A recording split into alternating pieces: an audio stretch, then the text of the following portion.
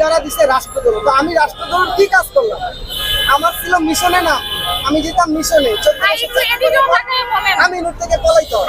তাহলে আমি কি এমন রাষ্ট্রদ্রোহ কাজ করছি? পরে আমি শুনি আমার নামে এলিগেশন দিছে, আমি অশরিক সুলভ আচরণ করছি, তারপরে আমি এমএলএস থেকে লোন মানে আপনার টাকা হুন্ডি করছি, অথচ আমার বাবার অপারেশনের জন্য আমি ঋণ করছি, আমি ঋণের কিস্তি ঠিক মতন দিতে পারিনি, আমি নাকি এমএলএস কোম্পানিতে শেয়ার হোল্ডার। তো এই হলো এরকম আমার মতন আরো অনেক খুন অভিযোগ আছে যে 13, 14, 15 বছর একটা শ্রমিক চাকরি করে কেন ইউনিট থেকে পলাই যায়, কি এমন আইন আছে? এই আইনটা এমন একটা আইন, আপনাকে হাত পা বাইরে নদীতে ছেড়ে দিব, বলবো যে সাঁতার কাটে, সাঁতার কেটে বাচ্চা আসতে হলে বাঁচবা, তাহলে নাই। ওখানে আপনার একটাই অপশন, সেটা হলো মৃত্যু। ঠিক সেনাবাহিনীর সৈনিকদের চাকরি হলো একটি অপশন, যেদিন আপনি ট্রেনিং শেষ করে ইউনিটে যাবেন, আপনার একটা অপশন আছে, হয় তুমি মুখ বন্ধ করে রাখবা, চোখ বন্ধ করে রাখবা, আর না হলে তুমি উইদাউট বেনিফিট বাড়ি চলে যাবা।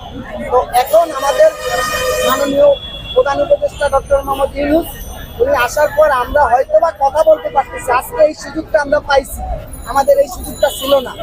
আজকে এরকম ক্যামেরার সামনে আইসা কথা বলার মতন কোনো সুযোগ ছিল না।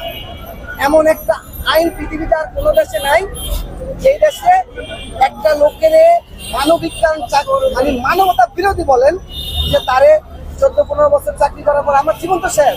আমি 16 বছর 17 বছর আর্মিতে ভর্তি হয়েছি, আমি 14-15 বছর আর্মিতে দিলাম, তাহলে আমার 30-32 বছর বয়স। আমি এই বয়সে আইসা না পারুম রিক্সা চালাইতে, না পারুম অন্য কোনো কর্ম করতে, কেননা যখনই শুনবে যে আমি সাসপেন্ড, আমার জন্য কোনো জব নেই, কারণ আমার তো কোনো সার্টিফিকেট নেই।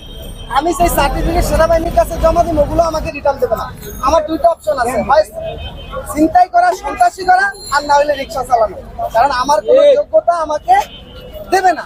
আমাকে এমন ভাবে তারা মানে বন্দি করে রাখবে, আপনার এত নিকৃষ্ট আইন পৃথিবীতে কোথাও নাই। আপনি যদি খুনও করেন, আপনার জন্য অনেকগুলো অপশন আছে, আপনি থানায় যাবেন, আপনি কোর্টে যাবেন, হাইকোর্টে যাবেন, সুপ্রিম কোর্টে যাবেন, রাষ্ট্রপতি আপিল করবেন, আপনার জন্য অনেক অপশন। কিন্তু এই সেনাবাহিনীর চাকরি এমন একটা চাকরি যেখানে আপনাকে ইউনিট অধিনায়ক একটা সার্টিফিকেট দ্বারা দিবে, বলবে তুমি